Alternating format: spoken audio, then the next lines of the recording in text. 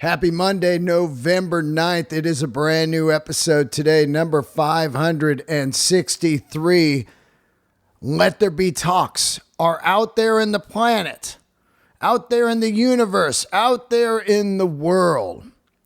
It is a sunny, cold day in Los Angeles, and I don't mind it. I'm just chilling inside. I was up at 5 a.m. this morning, did a little morning radio on the Jim and Sam show on Sirius XM. I'm sure you can catch that later this afternoon on the replay if you missed it. Thank you, Jim and Sam, for having me on. I've been wanting to do that show for a long time, so it was an honor to be on there, and it felt good. It was cool. I got to go on there and talk about my new podcast coming out this Wednesday, the brand new podcast, The Grail with Dean Del Rey. You can subscribe right now on iTunes, and I highly recommend that you dig into it. There's going to be some good stuff on there. I'm taking all the handmade episodes, old and new, and putting them under one platform for now on, called The Grail with Dean Del Rey. So I'm excited about that. Also, there is an Instagram for it called The Grail Podcast with Dean Del Rey. So subscribe to the Instagram also. The first guest on Wednesday will be the legendary guitar builder Grover Jackson. And man, this is an epic 2-part podcast. I went and did a episode with him, and when I was done, I was like, you know what, I got to go back. I need to dig more into this guy. He's a legend, and this could be the only time I ever get to talk to him. He's moving to Tennessee, so I got him right in time. So that will be out Wednesday, but let's talk about today's guest. Today's guest is the great hip-hop legend Tech N9ne. And not only is he the guest today, but it is his birthday also. So let's all hit his Instagram and Twitter and welcome him and wish him a happy birthday. It's funny, somebody said Tech N9ne, interesting. Like they were like, Tech N9ne's going to be a guest? And I was like, what does that even mean? If you listen to this show for 9 years or you know me at all, you know that I listen to all different types of music. I've been listening to hip hop since I think, 79, 78, whenever the Sugar Hill Gang dropped. I was on board from then on out, and I've been listening to it since then. And I love a lot of hip hop. And I'm constantly trying to get some different hip-hop guests on. I mean, my all-time favorite, Ice Cube, have not been able to get him on, but he and I did a film together years ago. I'd love to shoot the shit about that funny stuff. And then, of course, Chuck D, who I think is a god. But lots of hip-hop was in my car stereo, in my headphones, and in my life growing up in the Bay Area. And it was great to talk to Tech N9ne. He is a lot like Metallica or the Grateful Dead. This guy is grassroots. He just dropped his 21st record. 21 albums, this guy. Underground legend, goes out, tours, has a rabid following. Never went too high up in fame and never was low. Just stayed right in this great, great pocket you want to be in, known as a working artist. That is the pocket you really want to be in. You don't want to get giant and then people are like, what happened to that guy? Tech N9ne has just been pounding on the doors, hitting your headphones, and constantly putting out next level hip hop. Check out his record that dropped April 16th, Enterfear. Also, Tech N9ne was a guest 6 years ago, and he was the only guest I ever lost on the recorder. You'll hear the story on here, but it was great to finally get to talk to Tech N9ne again. His music knowledge is next level. And I just love talking music with this guy. He can go all over the board. So that's pretty damn cool. So a lot of cool stuff happening. Tech N9ne today, Grover Jackson on the Grail on Wednesday, and the Patreon has my my interview with Jim and Sam this morning. If you're a Patreoner, I put that up. Patreon.com/Dean Del Rey. Join the Patreon Del Raisers. Captain Nast has joined, and Nicholas Orfendes. Fucking up your last name. Sorry. And you got a solid donation there. Woo, man. All right. Let's get into it. Thank you guys.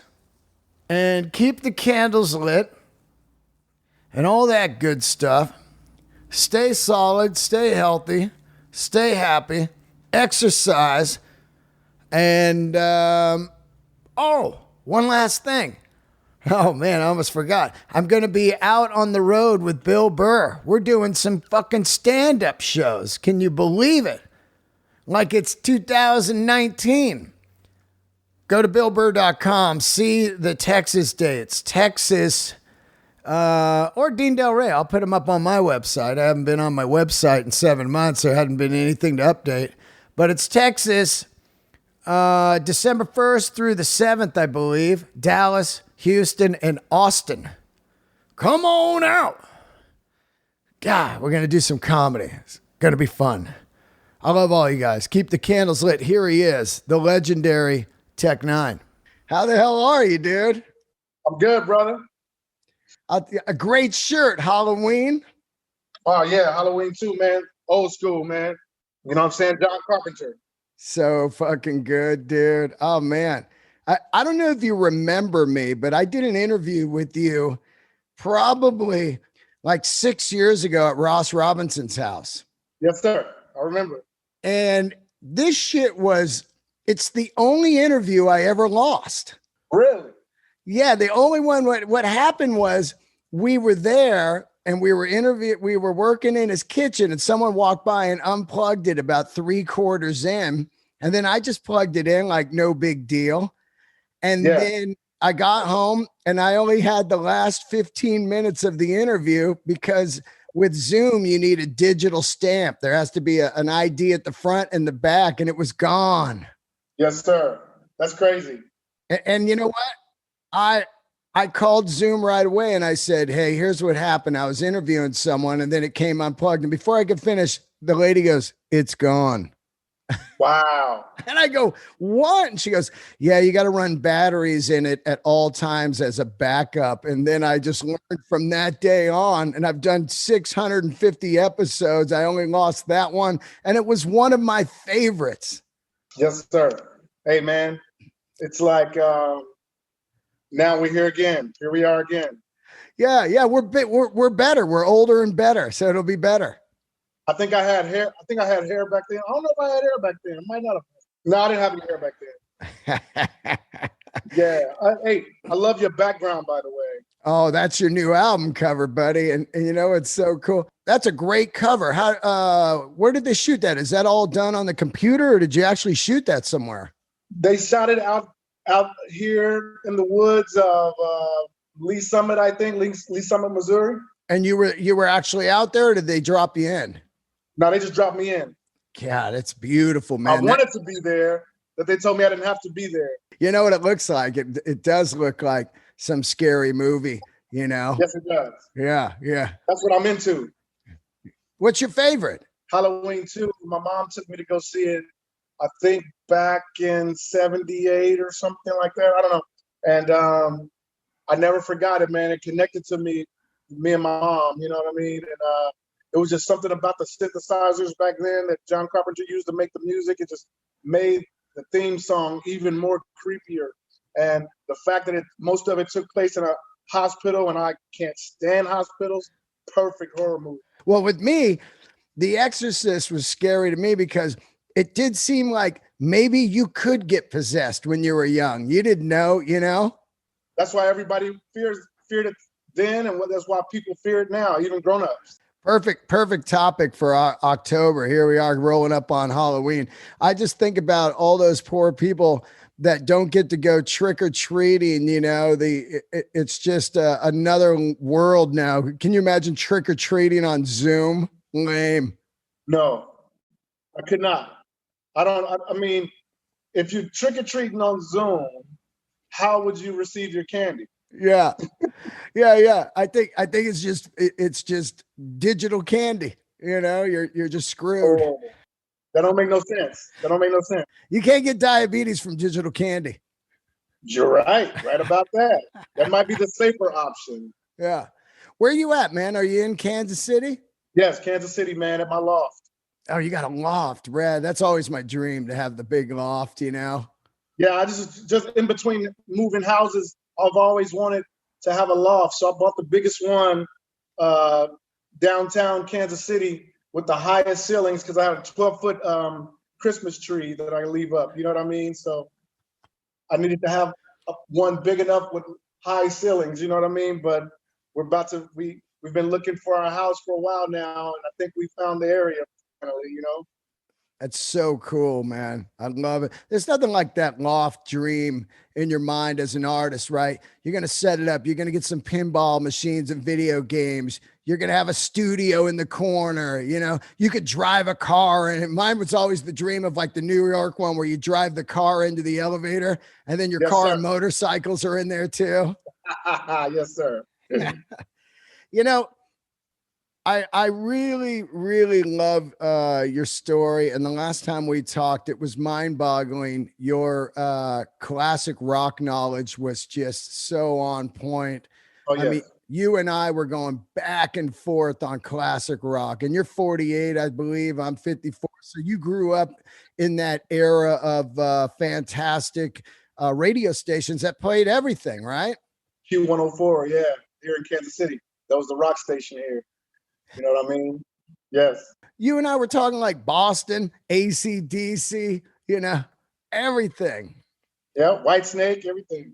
I'm so glad we reconnected because I was talking to Corey Taylor. He's a friend of mine. And I saw you on the video and I was like, damn, I got to get him back on. I had him on and he goes, oh, I'll set it up. And I got to tell you, you crushed it on this Corey Taylor CMFT song, Oh man. yeah. I had to give the homie something fire, man. You know, you just don't when Corey Taylor calls you, you have to give your all, man. You know what I'm saying? Because he's the greatest, you know? I loved it. In your vibe, your look on it, your dance, the way you were moving. It just everything about it was crazy. Yeah, that move was great. I loved it. It was just commanding it out there with the big fucking goon Staff. stick. Yeah, the Yeah, staff, just beat yeah, down stick. I love it. yeah. Corey told me, do something over the top, man. I said, okay, I'm gonna get my um, boots that I got over in Kuwait when I did the USO tour some years back. I'm gonna go down to the surplus store, the Army surplus, and get me some Army fatigues and the T-shirt to go with it and the hat to go with it with the green and black flag on it, man. You know, so I went all the way, man, with my kukui nut necklaces on. You know what I mean, representing light, and renewal and hope. You know, just going all in, man. You know, and my strange music chains. I dug it. I dug it. When you first heard the track, how fast did it take you to come up with the lyrics, the raps on that? As soon as he sent it to me, I think I was in the midst of finishing my More Fear project, I think. So I had to like wait a week until I could get to it. And he was like, "What's up, man? What you doing?" I said, "Here I come, here I come." But as soon as I got on it, it just came out. Look at them go, look at them flow, melting their faces. You know what I'm saying? I just felt it. You know what I'm saying? Catching no cases. You know what I mean? It just came out. I loved it. Tongue game sharp enough to maul Freddy. You know what I'm saying? It was just coming because the beat was talking to me. Wah, wah, wah. Tongue game sharp enough to maul Freddy. It made me feel like that. You know what I'm saying? It was beautiful, man. Yeah, it's got the beat and groove in there, man. You just laid it in there. It's like Yes. it's just this beautiful militant flow going. Did you hear what he did for mine after that? He did one for me right after that called Bitch Slap with me and Hobson and Great Day from Halloween. You know what I mean? It's on my More Fear EP that just came out a couple months ago. And Corey's on there with me. He bust. You think he busted on CMFT? He bust on Bitch Slap, dog. Wow. I got to hear that. I got to hear that. It's massive. Bitch Slap. He's screaming through the whole song. Bitch Slap is so dope, dude. Oh, man. Now, when you're working on your like just nonstop raps and stuff, are you just jotting them down on your phone? Or are you just writing them down? Or do you have to sit down and wait for like some beats? How do you go about your process? The beats usually speak to me. Sometimes I get an idea for a beat and I'll tell my producer, hey, I hear something like this, but most likely it's always the beats come to me first. You know what I mean? Like they'll send me like a gang of beats, and if one sticks out to me, because I'm steadily trying to go like this, go up. I'm not trying to plateau and then go down ever. You know what I mean? So I'm always looking for the beats that move me this direction. You know what I mean? Whether it be something dark and heavy, or something party and light, or something confused as hell, you know?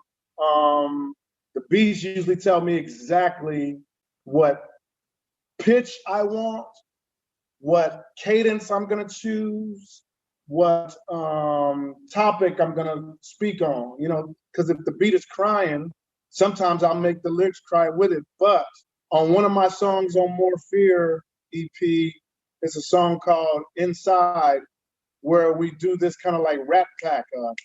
Inside, I'm running and swimming and laughing and flying. I've got sunshine and cherry wine. You know what I'm saying? So I took that happy music and talked about dark topics in the world. You know what I mean? The contrast. The beat will tell me exactly where to go. So I usually start with the beat. And while I'm getting ideas, I have this thing. Hold on, let me show you. Yeah. I have this thing right here.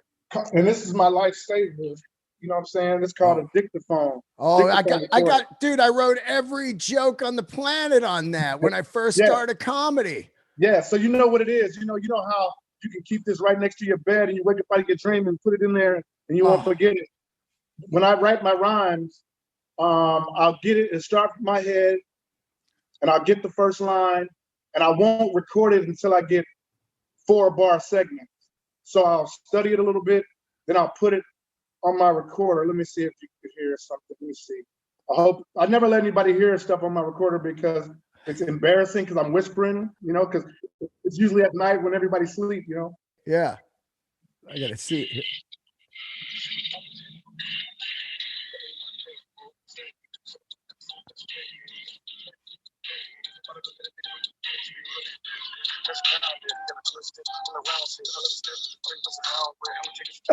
That's great. You know? I love it. I love it. So I got the music playing off of my phone from my Beats pill. Yeah. And then I play the music on my phone, and then I rap to the beat on this, so I know exactly the pitch, even though I'm whispering. That ain't lifted. That's grounded. He got a flip it when around there. You know, so when I get to the studio, I'll practice and listen to it. And I get in that booth and hit it exactly like it is on here, but even more hype. You know what I mean? The dictaphone recorder helps me. It's been helping me for decades. I bought so many of these. I used to buy the really big ones at Radio Shack back in the day with the tapes on them. With the tape, you got to buy tapes for them. You know, I used to have those back in the day, but now at Best Buy you buy these, or at Walmart you buy these, and it's perfect. Dude, I got that. Mine's brown. And yeah, and I got that thing, and I Instagrammed it one day and said, hats off to the greatest joke writer ever. And I just put a picture of that machine up because I would just set it on stage. And when I'm riffing, you know, I would get off stage and listen to it and go, oh yeah, there's gold right there. Holy shit. I recorded every show. I've done almost 5,000 shows and I've got them all in my computer. Yes, sir. It's all about that. You have to log your shit, man. You have to be able to log it, man. You know what I'm saying? And put it somewhere where you won't forget it, because back in the day, I've forgotten so many wonderful ideas, man. And I had to find a way to catch them, and the dictaphone is the way to do it. Or inside your phone, there's a recorder as well. I got a lot of stuff recorded in my phone. When I'm somewhere where I don't have my dictaphone, I put the idea in my phone, you know what I mean? So I'll be able to remember it. Yeah, I switched to phone now because I can come home right away and just plug it into the computer and it goes right into iTunes. But yeah, you know, I think that the way ideas come, if you don't grab them, they go away to somebody else. It's this magic that floats around and you're just laying there, you go, oh shit, I just got something. And if you don't grab that, it's like a butterfly, man. That shit flies away.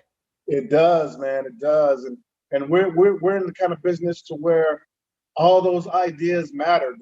You know what I mean? Because it's some crazy ideas going on up here, and crazy cadences and rhyme schemes that I have to catch. And sometimes on my dictaphone, I'm just going,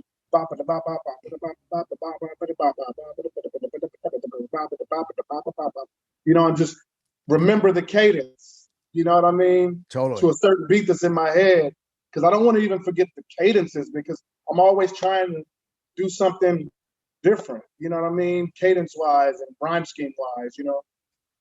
Do you find if you take any time off, I don't know if you take any time off, but do you find that if you don't stay in hip hop flow action, you know, all the time, that it kind of goes away for a little bit? No, I was born with it. So I can take a hiatus. I've known this, I've witnessed this about myself. I can take a hiatus and go on vacation and everything. And I'll start listening to yacht rock. I'll listen to yacht rock on my vacation. Like, hey, it's gonna take me away from you. Oh yeah. You know, yacht rock like that, or something like some Steely Dan or something. It soothes me. Steely Dan, like Kid Charlemagne, and even the Fez, and just Peg, all those songs, man, just make me feel good and relaxed when I'm not thinking, you know what I mean? So if I take a hiatus, as soon as I come back, I'm rejuvenated. I'm ready to you know what I mean? It's something that's in me forever, you know? I found that, you know, I took the 7 months off because I couldn't perform with COVID out there. And then I got on stage a few weeks ago and I was nervous as hell, but then it just came right back. The rust was there, but it was like, whoa, shit, this is happening, man. I've got it, you know, and now I'm just right back in it, you know? The thing about it is, with how much music I have, though, when it comes to doing shows, it's different. I have to rehearse for a while because I'm doing songs from back in the 90s all the way up to 2020, still got hits. So it's like, for doing shows, though, rehearsal is a must. Absolutely. Especially what do you got? Like 13 records out? I mean, no, I have my, like, last, when N9ne came out, I think my album, well, let me see. We just dropped an album April 17th called Enterfear. So I think that was my 21st album. Damn. While I've been doing strange music, my 21st. So I was making jokes like, my album's old enough to drink now. Oh man, 21 records? Yes. Unreal, man. That, you know, I love you. I love you, man. It's your story is very kind of Grateful Dead, Metallica. The new record has this song On the Outside, and I relate to it so much because here's a guy, Tech N9ne, that has massive underground street cred, but also longevity. Totally. You know, I would say 90% of hip hop and rock doesn't have the shelf life is 5 years. Yes, totally. And so for you to be doing it most of your life is unbelievable and at a high level and an artistic level of like, all right, so you're not going to put me into the mainstream. And it's almost helped you now in the long run to where you didn't boom up and then disappear. Totally, man. It's like I said on that song, we made all of our success happen on the outside of the mainstream. You know what I mean? And it's been a long ride, but it's been a steady ride to the top. And while I've been going up, I've seen so many that were already up on on the decline now, you know what I'm saying? And I'm still on the incline, still gathering more fans. And I'm like, whoa, they said the ones that are last will always end up first. That's crazy. Wow. Yeah. You know, like Bill Burr told me, he goes, it's going to take you a long time to get there. But when you do, you're going to have so many loyal fans from the years of grinding that you'll be untouchable. You'll be able to work the rest of your life. And that's how I look at your career. That's how it's going. That's how it's been going for a while. And Bill Burr murdered it on SNL, though, by the way. Yeah. How great was he, huh? Yes, man. Everybody's posting it too. Like DL Hewley is posting it. Eddie Griffin is posting it. Everybody's posting it. Ice You Cube. know? Yeah, it's cute. Yeah. Yeah. I love Yeah. it. Are you a big comedy guy? Every time I have time, we're at the Improv all the time, dude. Me and my lady. You know what I mean? We go see. I mean, I accidentally on my Canadian tour, my last Canadian tour, on an off day, I accidentally caught John Mayer and Dave. Dave Chappelle doing a show together. You know what I mean? And it was humongous. Somebody gave us free tickets and we were there. And man, I couldn't believe it, dude. And then they came together at the end, and Dave was be doing songs, and John will just play the shit. Oh man, it was such a good thing, man. Such a good thing. I mean, I've seen so many comedians throughout the years, man, and I'm never gonna stop. Laughter is indeed the best medicine, you know. It is. I tell you that John Mayer and Dave Chappelle together, you love it because if somebody on the outside looks at it and goes, What is this combo?" And then you go and you see two people at that highest level combining, it's just beautiful. Dude, so crazy. So crazy. Yeah. You know, I was looking in an old box before we moved into this one, to this loft. We still haven't unpacked a lot of stuff, and we've been here for like 2 years. You know what I mean? I'm the same way. Yeah. So I was looking in an old box, and I found that ticket stub. It was like 2 long tickets. You know what I mean? And it had something on it talking about they take your phone and they put your phone in this plastic thing and Yeah. you get it back at the end. It was so crazy. It's the first time I ever witnessed anything like that. You couldn't have your phones at all. Yeah. And man, what a great time people have. You know, Totally. at first they're like, my phone. But then you and I grew up in the era of no phones. Exactly. That's why when you think about, like, when I think about seeing Public Enemy on the Fear of the Black Planet tour, I can ramble on about it for hours because I was engaged in the show. I didn't have Yeah. my phone or anything. It was me, Chuck D, and Flav, you know, and Yes. Terminator X, and at the shoreline, and there we are. And I'm just like, damn, I remember it all. Dude, today at the shows, all the kids are just taping it. You know what I mean? And you got so many people in the comments that put your damn phones down and enjoy the show. But I think they do it because they want to keep enjoying it. Yep. I hope so. But I try to tell people, if you understand how much you'll enjoy this without the phone, because of the memory will be deep in your brain years Totally. from now. You remember some of the first concerts you went to? Yes, I do. The first rap concert I think I went to, well, let me see. The first concert I think I went to was probably Run DMC at Kemper Arena here in Kansas City. I forgot what year. It was early, dude. I'm talking about like King of Rock time, dude. Oh yeah, Beasties opening. Yep, I've seen Eric B. and Rakim here in Kansas City early. I've seen Ice-T. I've seen NWA with Easy and the DOC before It's Getting Funky came out. And I'm like, who was that guy up there? And DOC came out and blew up and he lost his voice. You know what I mean? Those guys really made me want to rap. Ice Cube, DOC, and Chuck D made me want to rap, dude. You know what I mean? Yeah. I saw Public Enemy here in Kansas City around Terror Dome time, and that's the first concert I went to where my ears were ringing for days after. That early Public Enemy, I saw him out there. It was so mind-boggling because they had the guys with the S1Ws with the guns, and man. Yeah. And Professor Griff was up there spouting crazy stuff, And, yes.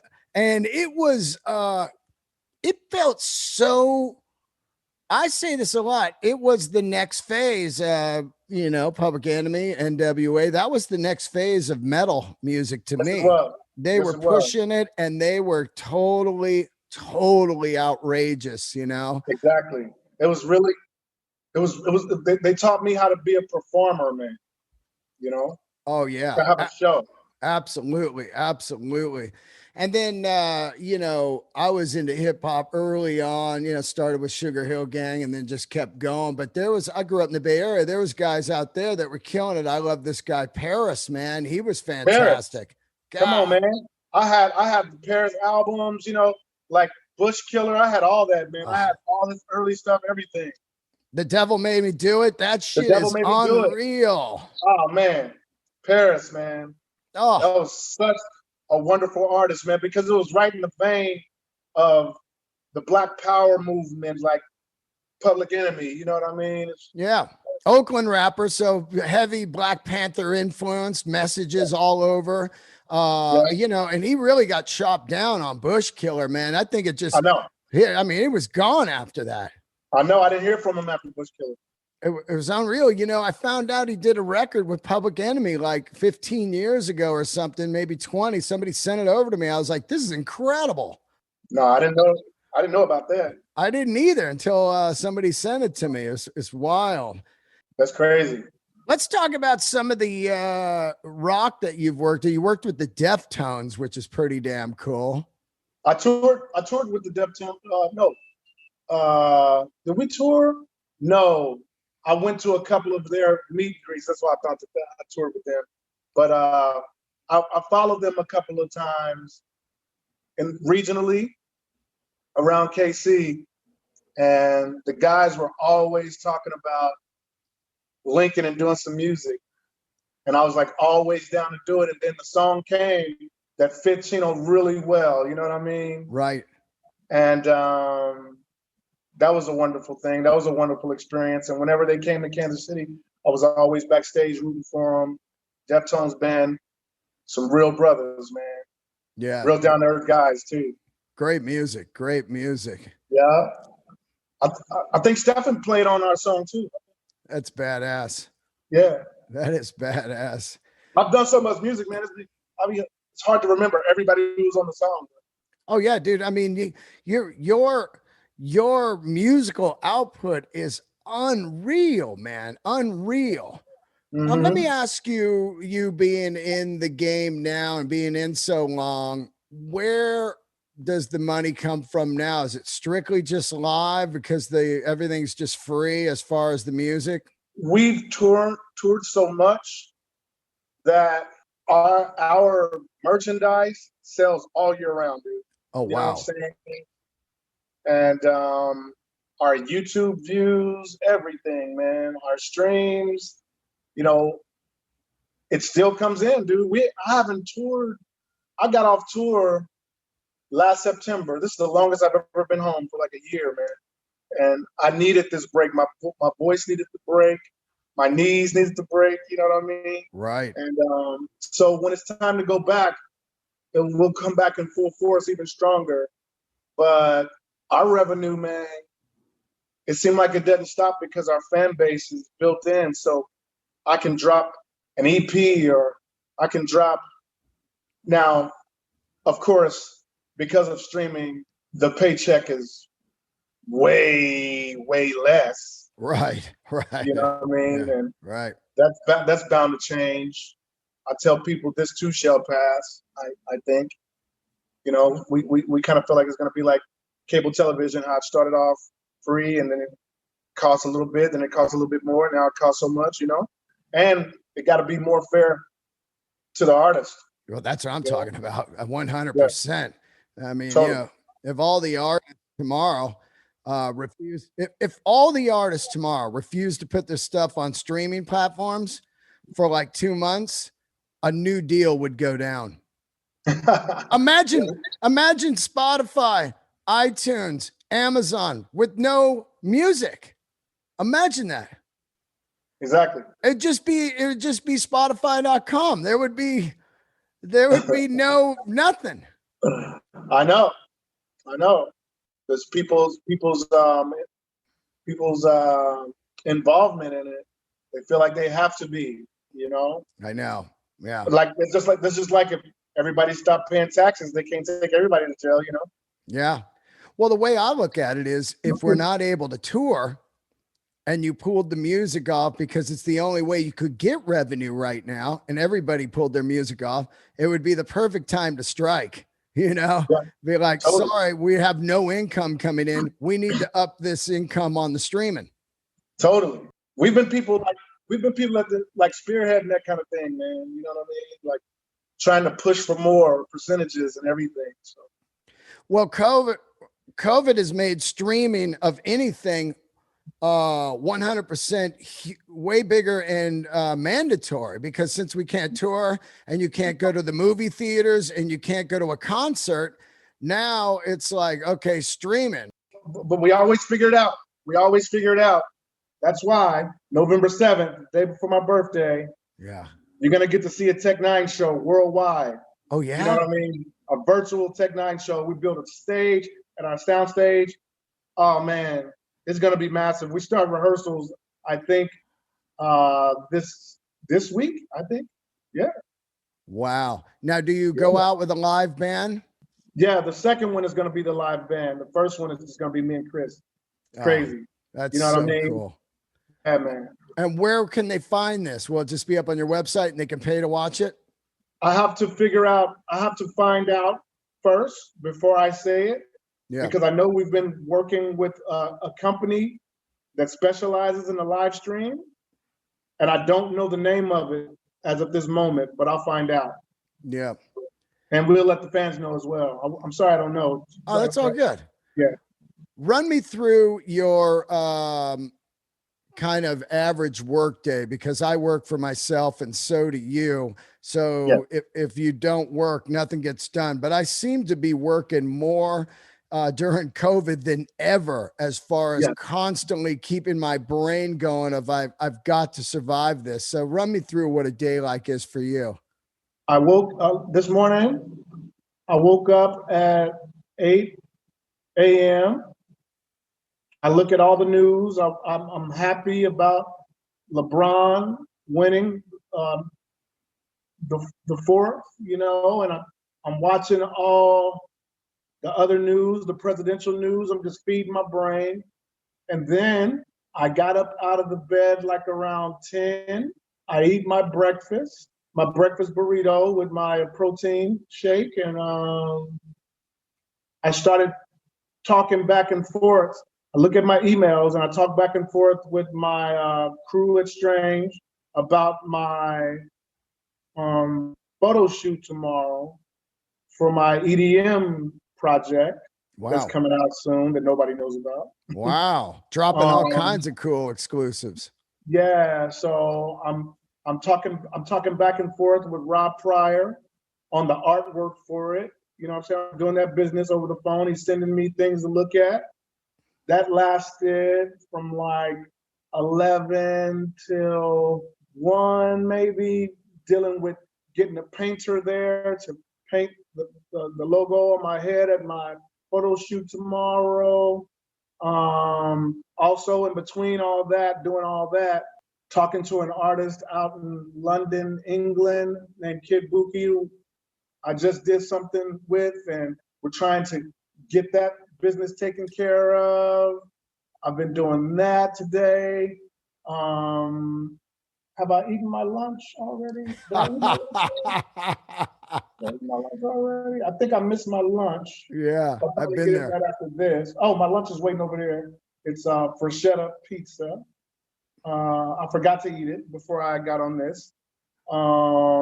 So today, pretty much, I just been talking back and forth, trying to get the wardrobe ready, getting the songs cleared for the London, England artist, getting ready for my EDM record, you know what I mean? And did I miss anything? It's 4 o'clock now. It's 4:37 here now. We started this at 4. So I just been dealing with everything to come, trying to get everything set for tomorrow. And It's just it's all day, 24 hours, 7 days a week. yeah. So after this, I have another phone call. I had a phone call right before this with a Christian MC that we're talking about doing some music. Wow. You know what I mean? His name is Andy Mineo. I'm sorry. I just had my first call with Andy Mineo. We talked for like an hour trying to plan what we were going to do. And Christian hip hop? yes. Wow. They know that every album I might put a gospel song on my record. You know what I mean? And a lot of people don't know because the only thing is missing is profanity, you know? So it sounds like a Tech N9ne song, but you don't know that whenever I mention anything about God or anything, I purposely don't put curse words in it out of respect for my elders that follow Christianity. You know, so those kind of records like Need Jesus and Baptism and all that I did with Stevie Stone and Ritz, it reaches the rappers or the artists on that side, you know? Right. And I'm blessed to have artists from this side with, you know, Eminem and T.I. and Wayne and 2 Chainz and Snoop and E40 and Tupac and all these people I work with, and Corey Taylor and Serge Tankian and, you know, Deftones and just all these people, and then all the Christian rappers over here, and all of us come together like this for beautiful music. It's beautiful. That's what music does, you know? Absolutely. That is what music does. I mean, Yes. it's completely opened my life, my whole life, to all different types of culture, races, beliefs, sexualities, anything. Yes. It's a bring it all in, you know? See, while the world is fighting with people like Iran and all this, I'm doing music with people in Iran. You know what I mean? Right. Like, you know, we're doing music. We get to go to these places while all the people that run the country have feuds back and forth. But the music brings us all together. You know, it's so crazy. Yeah, like I was talking to Henry Rollins, you know, and he was like, yeah, all his life he heard how crazy Iran was and the Middle East, and watch out, don't go over there. And he's like, he went over there. He's like, it was great. They're fantastic people. Totally. You know, and he walked through that country and enjoyed it and made friends, and that's really what it is. You know, the old politics and battles, we're not really hearing what the real thing is, which is usually greed over you know, some kind of profits to be made. Totally. And it's just fabricated stuff, you know. It's a brutal world out there, especially right now. How is Kansas City? What's the What's the climate there as far as COVID and the election and everything? Is it pretty hot down there? Super hot, super hot. I mean, Kansas City, the same thing that you're gonna get in New York and LA and Atlanta, you're gonna get in Kansas City, just a smaller spot. You know what I mean? When the George Floyd thing happened, it was a lot of stuff happening in the streets here. You know what I mean? And COVID, it hit us here too. You know what I mean? So everything you guys are dealing with everywhere else, we got it here, man. You know what I mean? It's what I say. Everybody has their side that they choose. You know what I mean? And it's a whole lot of motherfucking gang shit, is what I say. The Republicans against the Democrats, the Crips against the Bloods, the left, the right. You know what I mean? It's just the Christians, the Muslims. You know what I'm saying? Everybody have their side that they choose. But in gang shit, you're gonna always be faced with the opposition. So be careful speaking that gang shit out loud. You know what I mean? Like, I'm trying to teach my people that, like, if you're gonna choose your side out loud, like we did as kids, and we called the bullshit to us. It's the same thing with politics. You're gonna call the bullshit to you. So keep that shit low. You know what I mean? You banging on the next man because he believes in Biden and Kamala, or you hating on that man because he believed in Trump and Pence. You know what I mean? It's like, it's gang shit, brother. And the streets are seeing it. You're seeing a big rise of racial tension that's been here for since I was born, but you see it go up some levels, you know what I mean? Because the energy that's coming from the leaders, you know, God, stand by and stand back and stand by. You know, the Proud Boys are taking it like, stand back, stand by, and wait for my word to go. You know, and that's instigating, and that's, in my opinion, agents of chaos. When love, yeah, lighter fluid. When love is supposed to be the side that you choose, people don't understand that we need each other, but people don't want to figure each other out enough to want to understand, to try to be together. You know what I mean? So if the police grew up in that neighborhood and he knows all the friends he went to school with, and he knows Junebug, and he knows Leroy, and he knows all these people. So when something happens, he's not fearful going into that area to corral the situation. Some people don't even want to touch or want to beat. Some people don't even want to live in a Black neighborhood, you know what I mean? Or vice versa, because they like what they're used to. People don't even want to get to know each other to see how many similarities we got, even though we have a lot of differences but similarities as human beings. People don't understand that we need each other to help each other up. So the fear of each other is why we kill each other, you know? Absolutely. That's the 100. And I was telling this to an incredible group called the Warren Treaty. Mm-hmm. I was saying that I feel that if people mandatory had to maybe live in another neighborhood for a year, they, you know, I'm writing a video treatment that's doing that exactly. Oh, I'm writing a video treatment right now. Oh, I forgot to say that. In the midst of all my day, I've been writing a huge video treatment. but how real would that be? Like, say in the That's crazy. You said a year, because the name of the combat facility that I created in this treatment is called Soldier 365. There it is. Combat training facility, Soldier 365, and they have to be here for a year and interact. It's so crazy how I'm writing it. That would be real. It's like in the ninth grade, you have to go to school and live in another neighborhood. And then, because I grew up in the Bay Area, and that San Francisco Bay Area is that melting pot. So It's a melting pot. I was in it, man. And Yeah. I never understood. Everybody from every color was Mac Dre'd out. You know what I'm saying? And Andre Nicotina. You know what I'm saying? Yeah, absolutely. E40. You know what I'm saying? Too Yeah. Short. You know? Oh, Too Short, Paris, Ray Yes. Love, all these Yes. Ray guys. Love. Come on, man. Yeah, yeah. All these guys. San Quinn, all of that, you know? Yeah, they were all around me at the same time Metallica was around me, at the That's same crazy. time that Carlos Santana was around me, Yeah.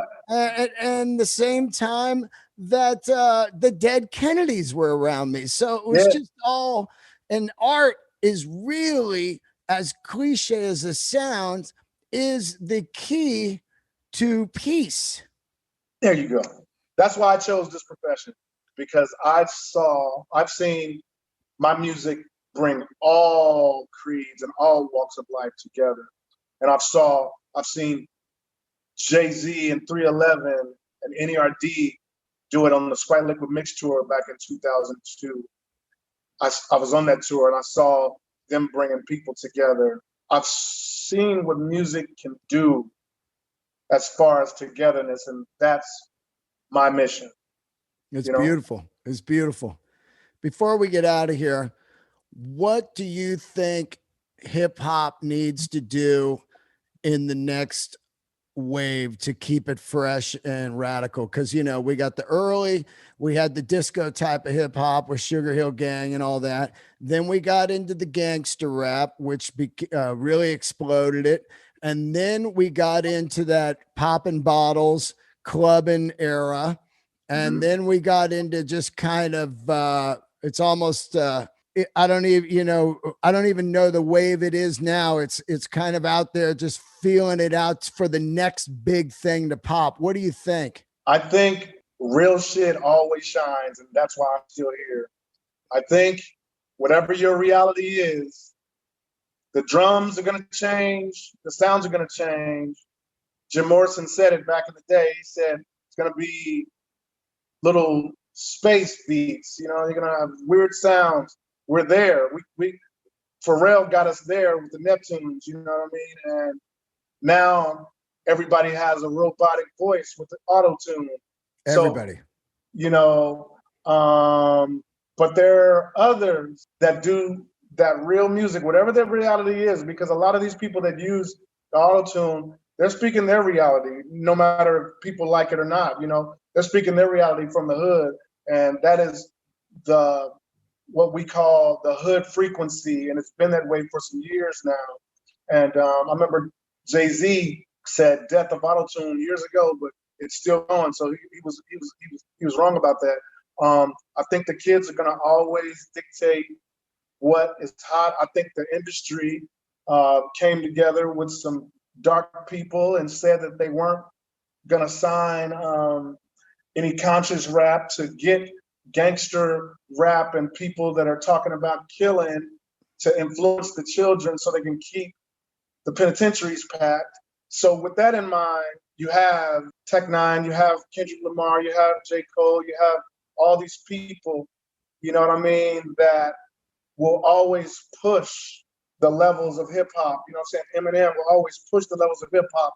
And the reason why we push the levels of hip hop, because we want the next generation to be even harder than us. So now I'm listening to, if you go back, when you get off the phone with me, I have a song that I just released recently called Dr. Sabah. Dr. Sabah is an anti-aging surgeon out of Paris, but I think he resides in London, England. I tell people it looked like I've been seeing Dr. Sabah because my skin is so, young man still, you know what I mean? Even though I'm about to be 49 November 8th, So we did a song called Dr. Sabah, and I did it with a 12-year-old at the time. His name is Landon Fire. He's 13 now. I think he was 13 when we did Dr. Sabah. This is what we mean by raising the bar of hip hop to where the people coming after us, the kids, will be even more vicious. There will be Landon Fire. be King D from Kansas City. There'll be Lil from the city. You know what I'm saying? There'll be all these children coming up monstrous on the verses. You know what I mean? So Yeah. that's what our job is. And it's going to always be that way. We're going to always push the envelope to keep that thing alive called hip hop and keep it on a level where technical wise, it's going to be elite. You know what I mean? Yeah. I can't wait to see always where it goes. I've been around for most of the hip hop, well, the entire hip hop, from the birth of it till now. I've been around listening to it. So I'm definitely interested to see where it goes next. And it's almost coming back to the full circle to Kraftwerk, you know? Yes, Kraftwerk. You know what I'm saying? And yeah, I tried to get a Kraftwerk song. They won't let anybody use their music. But besides that, like I said, you want to know where it's going? It's going to be togetherness in music. Listen to Bitch Slap. Okay. Like I told you. I'm on it. With me, Greg Day, and Corey Lloyd on the guitar, man. It's like two black guys, one crazy cross-dressing white guy, and then one loud metal monster, Corey Taylor, and crazy ass Tech N9ne and crazy Hopsin and an Asian guitarist at the end. It's togetherness. That's where it's going, brother. I can't wait, man. I can't wait to see you again in person. If I get out to Kansas City and do comedy, I was out there. My favorite t-shirt place, Wyco Vintage, is out there. They have the best vintage rock shirts on the planet. Yes. And I go there for hours. You and I should go there together. They got scary shirts. You know, they got the crazy Friday the 13th and all those shirts. But I'd love to go hang with you. Take me to your favorite spots to eat or whatever, and come see some comedy, and we'll have some laughs, man. Yes, man. I'm all the way down. I'm down like 4 or 5 tires without a spare, brother. Thank you so much for doing the show again, man. And it was better than the last one, you know? Thank you. Yeah. Anytime, brother. This feels like family. So I love you, man. And when you're out in LA, please hit me up, please. I will, brother. I will. All right, my children are out there. My little girls still live out there, so with their mom. So well, last time I interviewed you, you had a place in LA, out in Studio City or something. I know. Yeah, that went away. You know what I'm saying? Now I got my eldest. She lives in Oakland now because she went to school out there, Mills College for girls. You know what I'm saying? And my youngest, Rainbow, she still lives in Los Angeles with her mom. So you'll see me soon. I can't wait to see you, actually. For real, man. Sure. Thank you so much. Thank you, brother. Talk to you soon. Oh, and so we go to your website eventually to get this virtual concert that'll be on November 7th. Yes, sir. You've got a Instagram, correct? Yes, sir, I do. And it's Tech N9ne.